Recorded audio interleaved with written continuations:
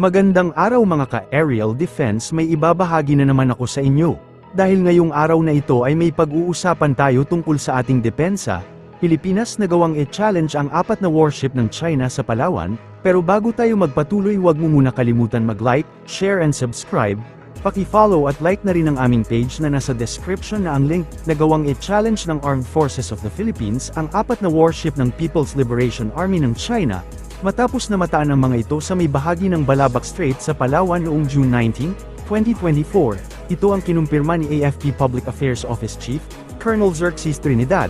Sinabi ni Trinidad na ang kakayahan ng militar na i-monitor at rumisponde sa nasabing aktibidad at patunay sa kanilang commitment sa maritime domain awareness at protektahan ang ating teritoryo, soberanya at ang sovereign rights ng bansa. Siniguro ng AFP na mananatili silang alerto sa pagbibigay seguridad sa ating teritoryo lalo na sa West Philippine Sea.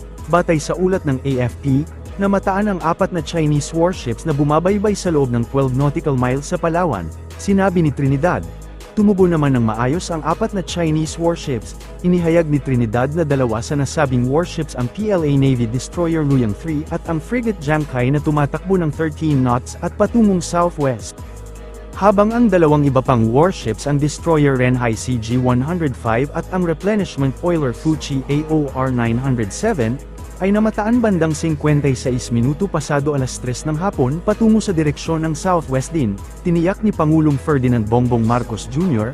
na kailanman hindi magpapasupil at magpapaapi kanino man. Ang pahayag ng punong ehekutibo ay bunsod sa pinakahuling agresibong aksyon ng China Coast Guard laban sa mga sundalong Pilipino na nagsasagawa ng rotation and resupply mission sa BRP Sierra Madre sa Ayungin Shoal at West Philippine Sea. Binigyang diin ng presidente na ang pagdepensa sa ating bansa dapat manatiling totoo sa pagresolba sa isyu ng mapayapa. Ipinunto pa ng Pangulong Marcos na hindi gagawa ng anumang hakbang ang Pilipinas na magreresulta sa pag-uudyok ng giyera at makapanakit ng kapwa. Tiniyak ni Pangulong Ferdinand Marcos Jr. na hindi gagamit ng puwersa at pananakot ang Pilipinas sa West Philippine Sea.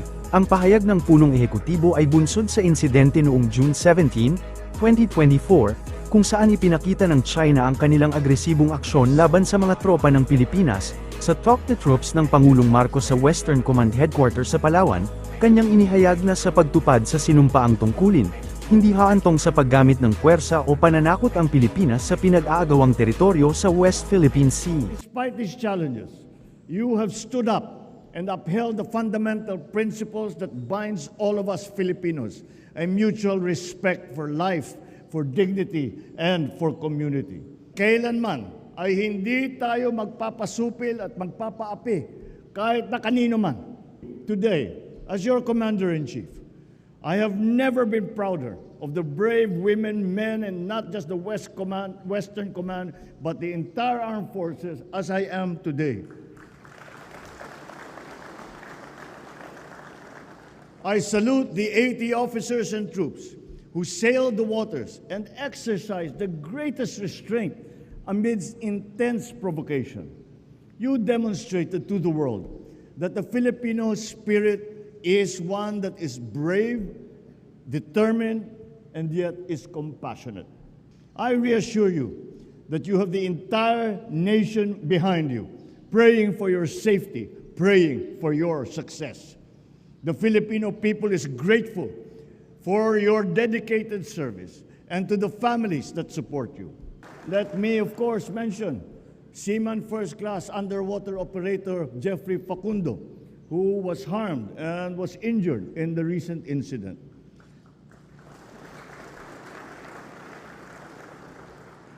So as we award these medals, we remember that on June the 17th, we made a conscious and deliberate choice to remain in the path of peace. The government will continue to provide all your needs and look after your welfare and your family's welfare. Kayo ang halimbawa ng isang bagong Pilipinas. Kayo ay isa sa aming inspirasyon para lalo pang pagbutihin ang aming sinumpang tungkulin. Binigyang diin ng Pangulo na hindi dapat ang Pilipinas na mag-udyok ng digmaan dahil ang tanging hangarin ng pamahalaan ay makapagbigay ng mapayapa at maunlad na buhay para sa bawat Pilipino. Hinimok naman ni Pangulong Marcos ang mga sundalo na ipagpatuloy ang kanilang sinumpaang mandato na protektahan at idepensa ang ating bansa, binigyan ng parangal ni Pangulong Ferdinand Marcos Jr., ang nasa 80 sundalo na bahagi ng Rotation and Resupply Mission noong June 17, sa BRP Sierra Madre sa Ayungin Shoal. Ang sugatang Navy personnel na si Seaman First Class Jeffrey Fecundo ay ginawaran ng Order of Lapu-Lapu Rank of Campilan. Si Fecundo ay seryosong nasugatan na naputulan ng daliri matapos ang intensyonal na high-speed ramming ng China Coast Guard sa barko ng Pilipinas, habang nagsasagawa ang mga ito ng rotation and reprovisioning mission sa BRP Sierra Madre at Ayungin Shoal sa West Philippine Sea noong June 17, personal na naranasan ng mga sundalo ang agresibong aksyon ng China Coast Guard na nagdulot ng pagkasira ng barko, kagamitan at pagkasugat ng isang sundalo. Sa talumpati ng Pangulong Ferdinand Marcos Jr., kanyang sinabi na sa paggawad ng mga medalya sa mga sundalo, naaalala natin na noong June 17, gumawa ang pamahalaan ng isang conscious at deliberate choice na manatili sa landas ng kapayapaan. Siniguro naman ng Pangulo, na patuloy na magbibigay ng tulong ang gobyerno sa mga pamilya ng mga nasabing sundalo. Nakahanda ang Vietnam na makipagdialogo sa Pilipinas para makabalangkas ng mga hakbang na alinsunod sa interes ng dalawang bansa. Ito ay matapos na formal na maghain noong nakalipas na linggo ang panig ng Pilipinas sa United Nations ng entitlement claim para sa Extended Continental Shelf, sa pinag-aagawang karagatan na pinaniniwala ang mayaman sa oil at natural gas deposits at mga isda.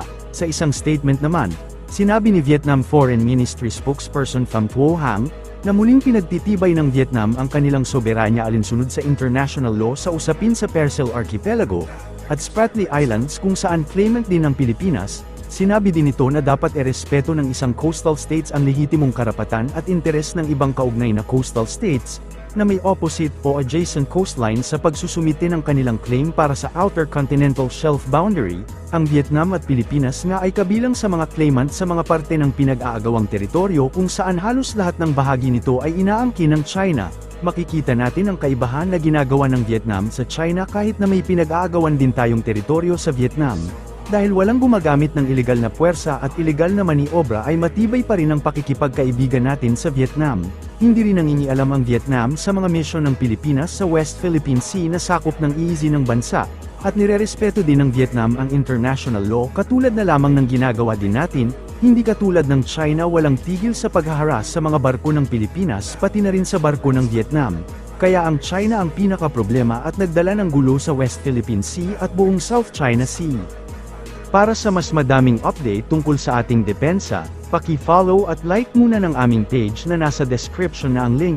Huwag mo na rin kalimutan mag-like, share and subscribe. Pindutin mo na rin ang bell para updated kayo sa aking mga bagong video. Maraming salamat po.